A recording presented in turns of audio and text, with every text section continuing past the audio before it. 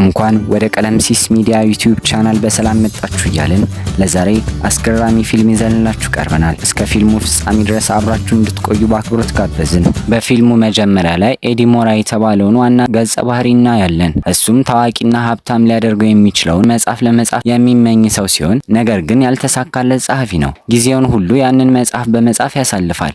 ላለፉት በርካታ ሳምንታት ግን የጽሑፍ መዘጋት ገጥሞታል። ሀሳቦቹ ሁሉ ምንም ነገር በሌለበት የማይታይ ግድግዳ ላይ ስለሚጋጩ ጥቂት ገጾችን እንኳን መጻፍ አልቻለም። በኋላም ከሴት ጓደኛው ሊንድ ጋር ይገናኛል። እሷም ልትለያየው እንደምትፈልግ ተናግረዋለች። የእሱን ሂሳቦች መክፈል እንደሰለቻትና የተሻለ ነገር እንደምትመኝ ተናግረዋለች። ኤዲ ግን በመካከላቸው ያለው ነገር ሁሉ መልካም እንደሆነና አንድ ቀን እንደሚጋቡም እርግጠኛ እንደሆነ ይነግራታል። ነገር ግን ሊንዲ ውሳኔዋን አልቀየረችም። በመካከላቸው ያለው ነገር ሁሉ እንዳበቃም ታምናለች። በዚህ ዜና ልቡ የተሰበረው ኤዲ ከካፌ ወጥቶ በመንገድ ላይ የቀድሞ ሚስቱ ወንድሙ የሆነውን ቨርነን ያገኘዋል። ቨርነን ወዲያውኑ ኤዲ ቤት አልባ እንደሚመስል ያስተውላል። ኤዲ ግን ክብሩን ለመጠበቅ ሲል የስራ ውል እንዳለውና በስራ እንደተጠመደ ለራሱ ጊዜ እንደሌለው ያረጋግጥለታል። ይህ ማብራሪያ ለቨርነን አያሳምነውም። ስለዚህ ኤዲ አብሮት መጠጥ እንዲጠጣ ይጋብዘዋል። ቨርነር እህቱ ከተማ ቀይራ ስለሄደች ለረጅም ጊዜ እንዳልተገናኙ ይነግረዋል። ኤዲም በዚህ ጊዜ ሁሉ አንድም መስመር እንዳልጻፈና ከእቅዱ ወደ ኋላ እየቀረ መሆኑን ያጋራዋል። ከዚያም በፋርማሲውቲካል ኩባንያ ውስጥ የሚሰራው ቨርነር የሰውን አእምሮ ሙሉ አቅም 100% ማንቃት የሚችል ልዩ ኪኒኒ በመስጠት ሊረዳው እንደሚችል ይነግረዋል። ምክንያቱም የሰው ልጅ የሚጠቀመው 30% ብቻ መሆኑን ያስረዳዋል። ነገር ግን ኤዲ ዋጋው $800 ስለሆነ ለዚህ መድኃኒት የሚከፍለው ስለሌለው እምቢ ይላል።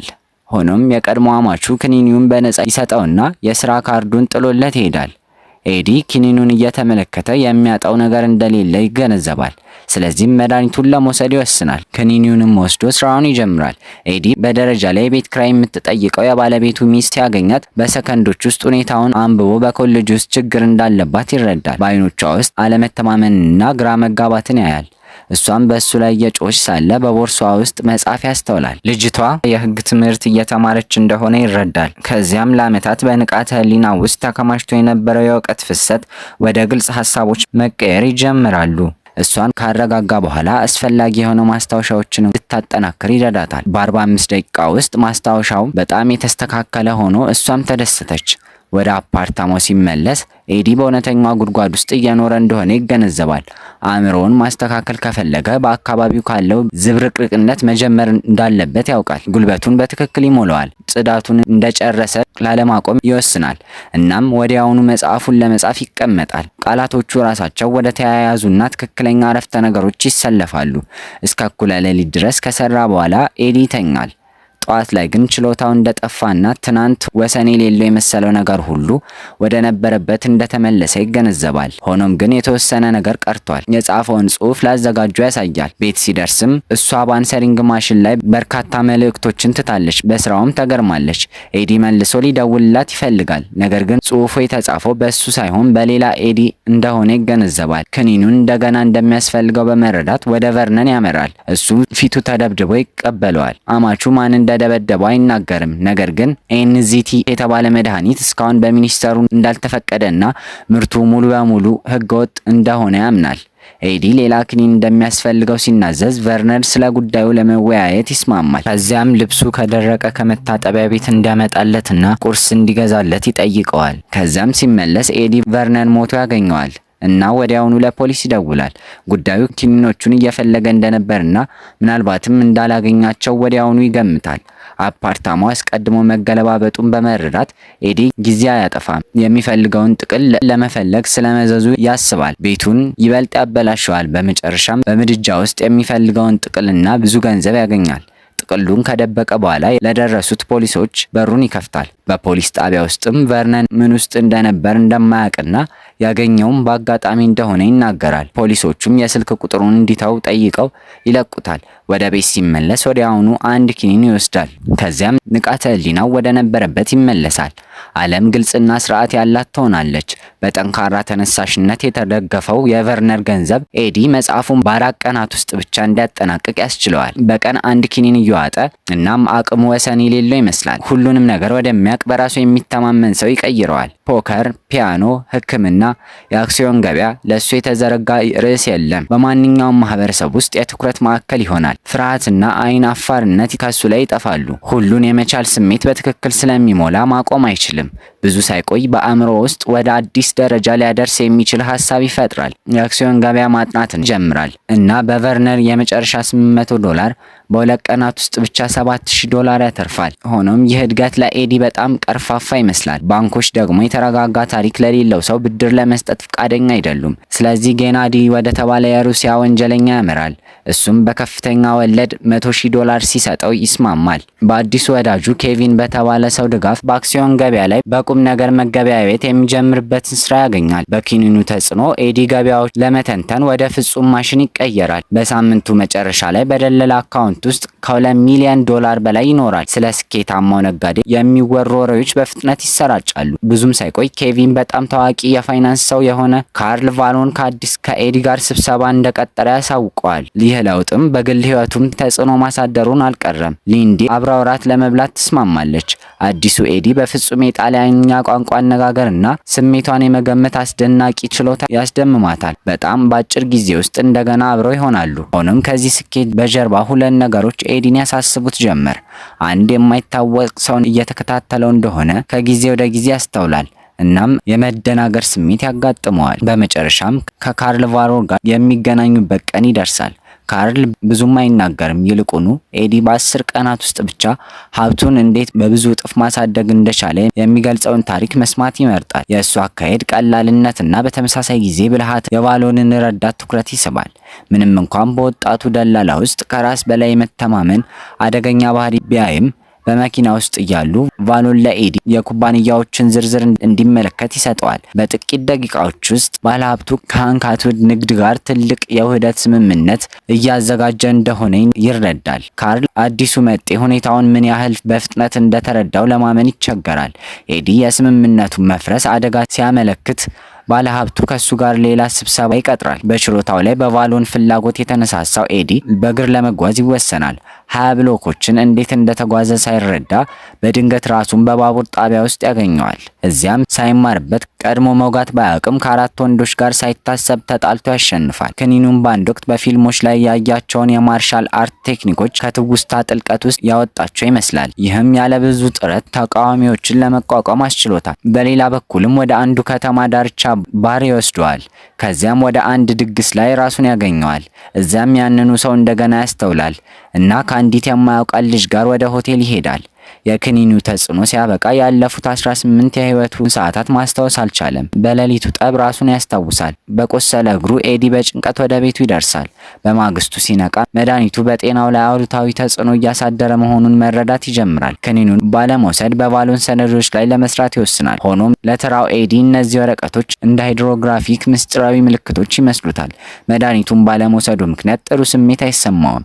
እናም ኬቪን ከቫሎን ጋር ያለውን ስብሰባ እንዲቀይርለት ይጠይቀዋል። እሱ ግን ለእንደዚህ ያለ ሰው ሁለተኛ እድል እንደማይሰጥ እርግጠኛ መሆኑን አጥብቆ ይነግረዋል። በተቀጠረው ሰዓት ኤዲ ወደ ስብሰባው ይመጣል። ነገር ግን ያለ ክኒኒው የተጋለጠና የተጨነቀ ሆኖ ይሰማዋል። ከካርል እንደተረዳው ከ2 ዓመት በፊት ስለ አንካቱድ ማንም ሰው ሰምቶ አያውቅም ነበር። አሁን ግን ትልቅ የኃይል ኩባንያዎችን ይመራል። ሆኖም የኤዲ ሀሳቦች በሌላ ነገር የተጠመዱ ናቸው። በሌላ በኩል በዜና ላይ የማሪያ ዊንተን አስክሬን መገኘቱ ይነገራል። ኤዲ ትናንት በሆቴል ክፍል ውስጥ አብሯት የተደበቀው ልጅ እሷ መሆኗን በድንጋጤ ይረዳል። ምስክሮቹ አንድ የማያውቁት ሰው እንዳዩ ይናገራሉ። ይህ መረጃም ኤዲን እንዲያቅለሸልሸው ያደርገዋል። ኤዲም በፍርሃት ስብሰባውን ጥሎ ወደ ቤቱ ይመለሳል። በሌላ ትዕይንትም የሜሊሳ ስልክ ጥሪ ሁሉንም ነገር ወደ ቦታ ይመልሰዋል። ስለ ኪኒኖቹ አደጋ ታስጠነቅቀዋለች። ኤዲም እንድታገኘው ይጠይቃታል። በፓርክ ውስጥ ተቀምጦ ኤዲ የቨርነርን ደንበኞች ለመጥራት ይወስናል። ነገር ግን አብዛኞቹ ወይ እንደሞቱ ወይም ሆስፒታል እንደገቡ በፍጥነት ይረዳል። የሚቀጥለውን ቁጥር ሲደውል የስልኩ ጥሪ በጣም አቅራቢያው ይሰማል። በዚህ ጊዜ ሁሉ ሲከተለው የነበረው ሰው ይለየዋል። ማን እንደሚደውልለት የተረዳው ሰው ወደ ኤዲ ይሮጣል። እሱ ግን ማምለጥ ይሳካለታል። ከአሳዳጁ ከተገላገለ በኋላ ኤዲ ከሜሊሳ ጋር ይገናኛል። በአንድ ወቅት በዙሪያ ያለው ወንድ በቅናት እንዲመለከቷት የሚያደርገው ውበት በእሷ ውስጥ ለማየት ይቸገራል። እሷም ኤዲ ኪኒኖቹን ለረጅም ጊዜ እየወሰደ እንደሆነ ወዲያውኑ ትረዳለች። እናም ራሷን በአንድ ወቅት የወንድሟ ደንበኛ እንደነበረች ትናዘዛለች። በመጀመሪያ ላይ መድኃኒቱ ሁሉን የመቻል ስሜት በመስጠት ህይወቷን ፍጹም አድርጎት ነበር። ነገር ግን የትኛውም አእምሮ እንዲያለውን ጫና ለረጅም ጊዜ መቋቋም ስለማይችል ሰዎች በሱ እንደሚሞቱ ስትረዳ ለማቆም መወሰኗን ትነግረዋለች። አሁን ትኩረት የማድረግ ችሎታዋን በማያሳጡ የራስ ምታትና ማቅለሽለሽ እየተሰቃየች መሆኑንም ለኤዲ ትነግረዋለች። ሜሊሳ ለኤዲ መጠኑን ቀስ በቀስ እንዲቀንስና ከዚያም መድኃኒቱን እንዲያቆም ትመክረዋለች። በራሱ ችግሮች የተጠመደው ኤዲ የጌናዲን ፍላጎት ይረሳል። እሱም ስለ ጉዳዩ ሊያስታውሰው ይወስናል። በኤዲ እጅ ውስጥም ክኒን ያየው ወንጀለኛ ያለምንም ማመንታት ይወስድበታል። አብሮት ወደ ባንክ ይሄዳል። ኤዲ በቤቱ ውስጥ የቀሩት ክኒኖች መኖራቸውን ማስታወስ አይችልም። ነገር ግን በሌንዲ አፓርታማ ውስጥ እንደደበቀ ያውቃል። ወደ ስራ ቦታው በመሄድም ሁሉንም ነገር ይናዘዝላታል።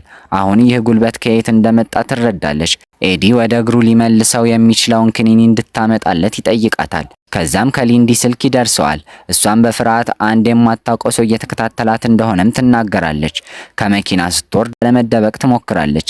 ሊንዲ ከባለፈው ሰው እርዳታ ትጠይቃለች። ይህ ግን አሳዳጁን አላቆመውም። ያለምንም ማመንታት ሁለቱን ወንዶች ይገድላቸዋል።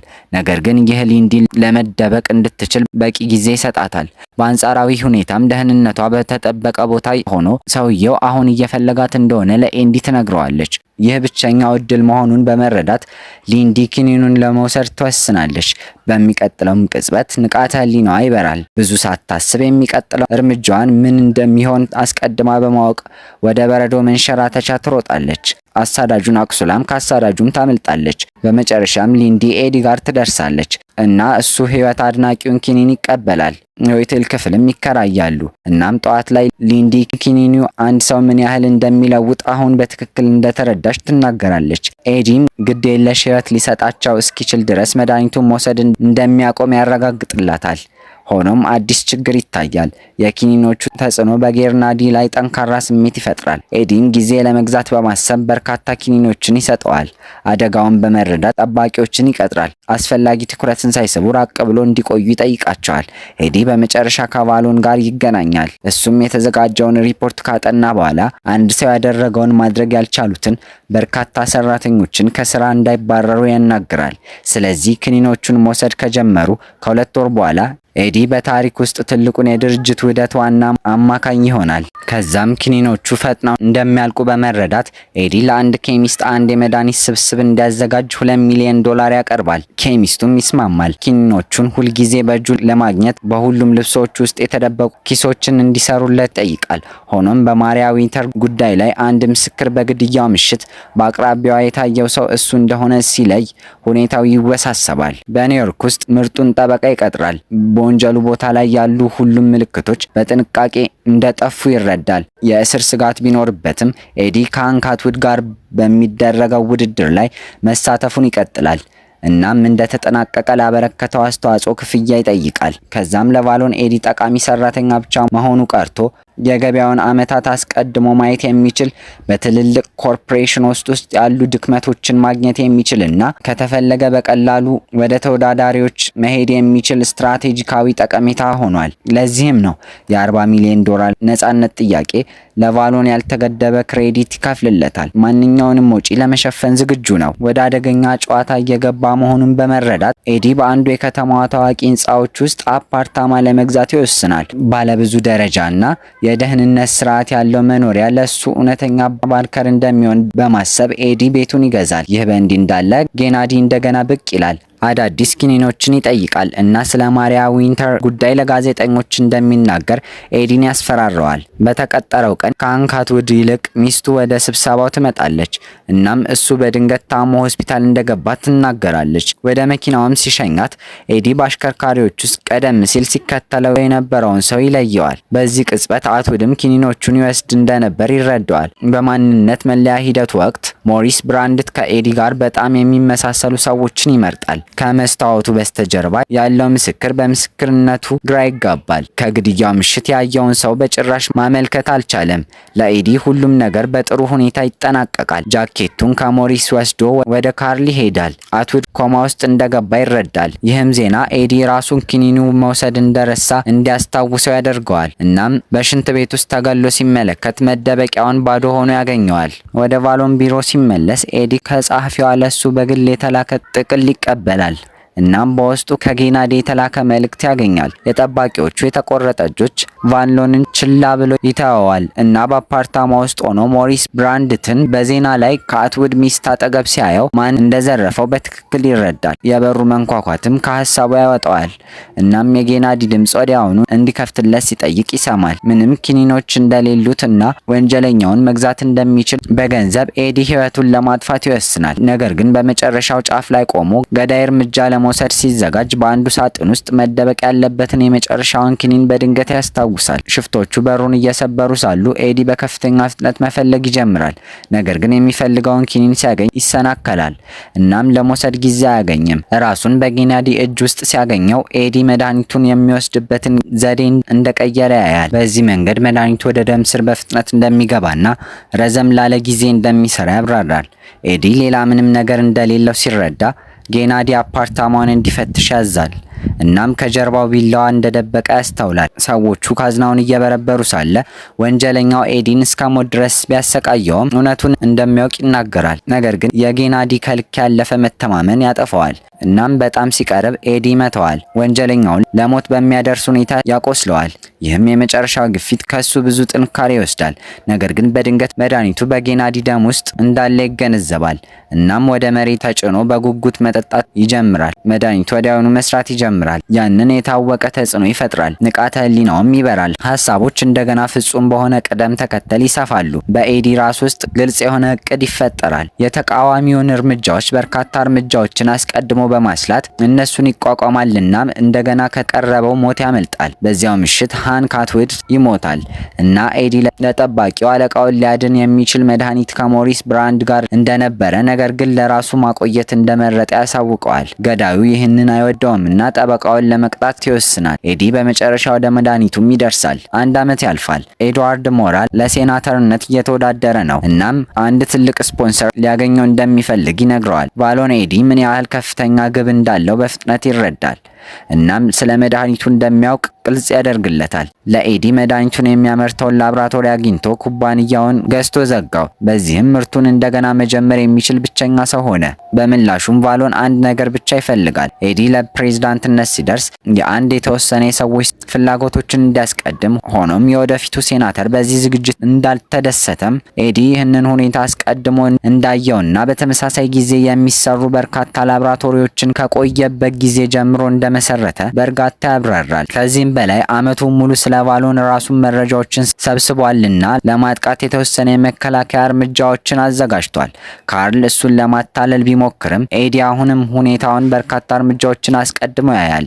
እናም ይህንን ለማረጋገጥ በሰከንዶች ውስጥ ስሌት በማድረግ አደጋን ይተነብያል። በቫሎን በተቀየረ የልብ ምት በግማሽ አቅሙ ብቻ እየሰራ እንደሆነና በቅርቡ ቀዶ ጥገና እንደሚያስፈልገው ይረዳል። ካርል አብሮ ለመስራት ሊያሳምነው አልቻለም። ከቫሎንም ከተገላገለ በኋላ ኤዲ ምሳ ለመብላት ይሄዳል። እዚያም በቻይንኛ ትዕዛዝ በመስጠት ሊንድን ድጋሚ ያስገርማታል። ፊልሙን ከወደዳችሁት ዩቲዩብ ቻናላችንን ሰብስክራይብ፣ ላይክ፣ ሼር በማድረግ የደውል ምልክቷን በመጫን ቤተሰብ ይሁኑ።